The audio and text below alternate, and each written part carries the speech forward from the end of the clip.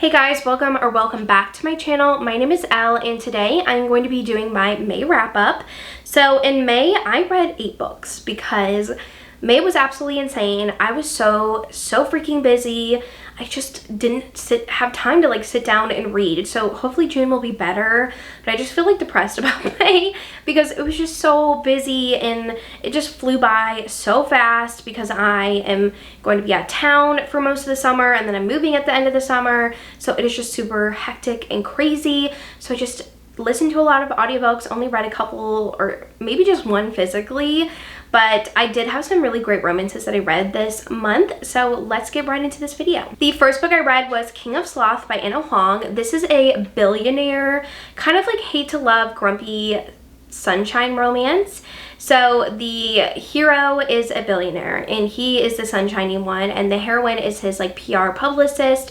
So she is always looking out for him, and she is just, very about work and organized, and he is not. He's kind of a party boy, and so to get his inheritance, he needs to set up this thing to make money to get his inheritance, and so he enlists the heroine with helping him, and so he just keeps pushing and pushing her to go on a date with him, and she agrees, and so they kind of start hanging out and bonding over their family trauma. And I really enjoyed this one. I liked it. It was good. I like seeing them work through what their family issues together and bonding over that. And I just thought this was really good. I gave it 4 stars. It didn't live up to the others in the series. I felt like it was a little long, but I still really enjoyed it, and I do recommend this one. It was good, and I don't know, I liked it. It wasn't a favorite, but it was pretty good, so 4 stars. Then I read A Photo Finish by Elsie Silver on audio. This one was amazing. I gave it 5 stars. So the heroine Violet, she is a horse racer, a jockey, and she meets the hero actually online because they were messaging each other online, and they kind of, were getting closer, and the hero kind of breaks it off, and so ever since then, she just hates him, and so they end up having to be around each other because he owns part of the ranch that she's working at, and so they have to work together, and she ends up having to stay with him, and they just have such good angsty hate to love tension. And this one was so good. I give it 5 stars. I really liked it. I listened to it on audio and it was amazing. I loved it, so I'm really excited to see where the rest of the series is going to go. Then I have Rope the Moon by Ava Hunter. This is a second chance, a secret surprise baby romance, kind of. So the heroine, she is in a really bad situation. Her ex is super abusive, and so she's on the run from him, and she ends up getting stopped at this small town, and so she calls her dad for help, and he actually sends in the hero. And so they actually had a secret relationship when they were younger in high school, before they both kind of left town to do their own things.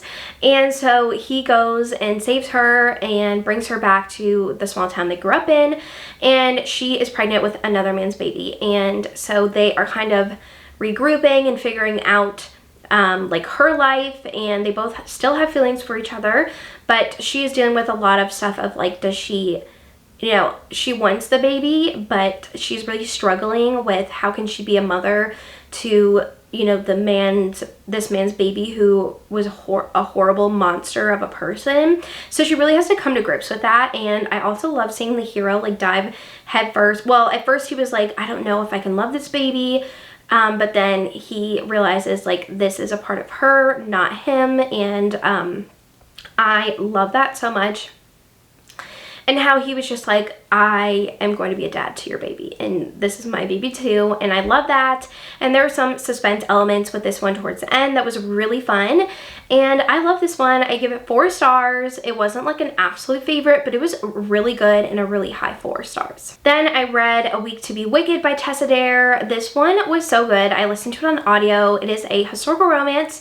So the heroine, I think she's a scientist and finds this, really rare, skeleton thing, and so she wants to go to this scientific convention in Scotland, and she enlists the hero to help her. And so they kind of go on a road trip throughout Scotland, and they have lots of shenanigans because they have to pretend to be like brother and sister at like an inn, and they have a lot of like tension and attraction towards each other, and so they kind of give into that.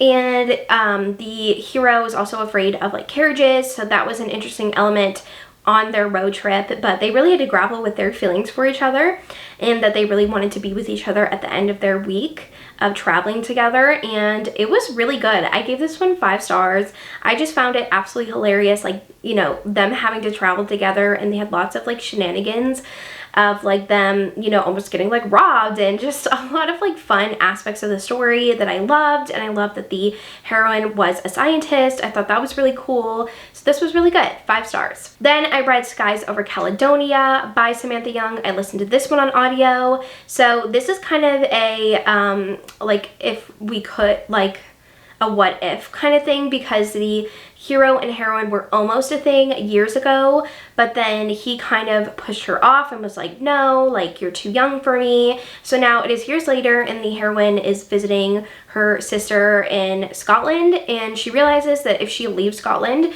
she cannot get back in. So she propositions the hero with a marriage of convenience to, you know, stay in Scotland, and in exchange she will give him like money because she comes from a very famous Hollywood family, and he agrees. And so they have to live on his farm together because he owns a farm, and that's why he needed the money. And there is so much like forced proximity angst between them, and there's like an F it moment in this one where it's like, you know, let's just give in to what we're feeling for each other.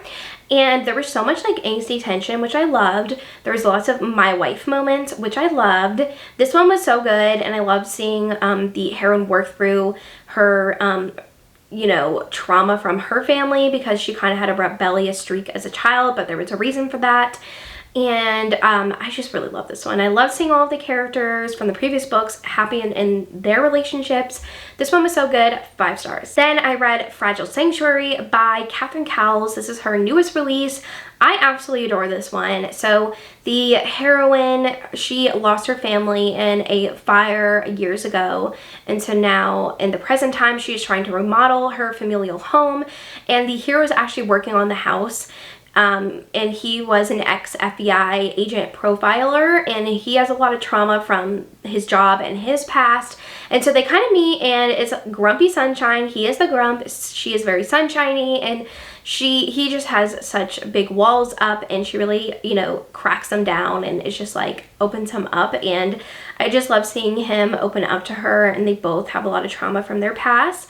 And this one was just so good. And it's also like Touch Her and You Die and Forced Proximity, and it was so good. I really love this one. There were so many funny like side characters. Like her grandmother Lolly, who was just hilarious.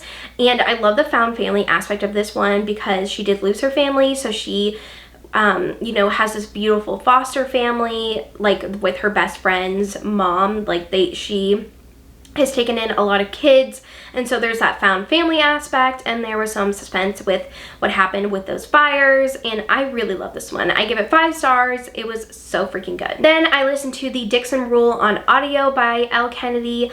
I love this one. I was so excited to read this after reading The Graham Effect by her, and this one was so freaking good. So the heroine, she is a cheerleader, and the hero is a hockey player, and so they live in the same apartment complex. The hero recently moved in, and he is just kind of like a party boy, and the heroine is just so done with him, so she makes it really hard for him to kind of acclimate to the apartment like complex, and to become friends with like the neighbors, because she hears something bad about him and tells everyone about it, and it is just so funny. But she was in a really abusive relationship, and the guy just won't let it go, and so she makes a deal with the hero to fake date because he wants to get his ex back, or kind of make her jealous. And so they decide to start fake dating, and they're also training together because she wants him to help her with like ballroom dancing, which was a lot of fun. And I just really loved this one. I loved their banter, and how she really like thought she hated him, but as they start hanging out more, they realize they have a lot in common, and I really like that. And this one was just so good, and I give it 5 stars. I love this one. I'm obsessed with this romance, and it was just amazing. Definitely go check it out. And the last romance I read in May was Burnout by Rebecca Genshak. This was such a fun sports romance. So the hero is a motorcycle or motorist, I guess, and he is competing as a motorist, like doing motorcycle tricks, and the heroine is an Olympic gymnast, and he is in need of a new team, and so he is enlisting the heroine to help him with some like balance stuff and like stuff to help him better his motorist skills. And so they do not get off on the right foot at first, and she kind of like really dislikes him at first, like kind of hates him, but as they start training together, they start getting to know each other, they start hanging out, and it was so cute. I really liked it. The banter in this one was A+, top tier. It was so good. And I love seeing them kind of have this like situationship kind of thing, but then realizing they really have feelings for each other. And I just thought this was so cute. And I love seeing both of them in their respective sports, which was a lot of fun. I gave this one 4.5 stars because I did feel like the ending was a little bit like annoying, because I felt like the hero wasn't really like honest about, you know, their relationship and kind of downplaying it a little bit, how serious it was. But I did really enjoy this one, and I highly recommend it. All right, well, that is the end of this video. I hope you enjoyed hearing me chat about all of the romances I read in May. Hopefully June will be better because I won't be as busy, but I am super excited for the summer, and I just want to thank you guys so much for watching this video, and definitely down below let me know your favorites of the month. I think my favorite was probably Fragile Sanctuary or Skies Over Caledonia or The Dixon Rule. I just had so many great romances that I read this month. So thank you so much for watching, and I will see you guys in my next one. Bye.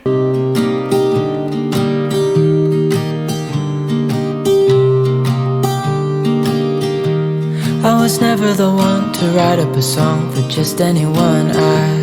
I was always the one to find myself lost in long conversations. Oh, 'cause I've always been told that things will unfold if you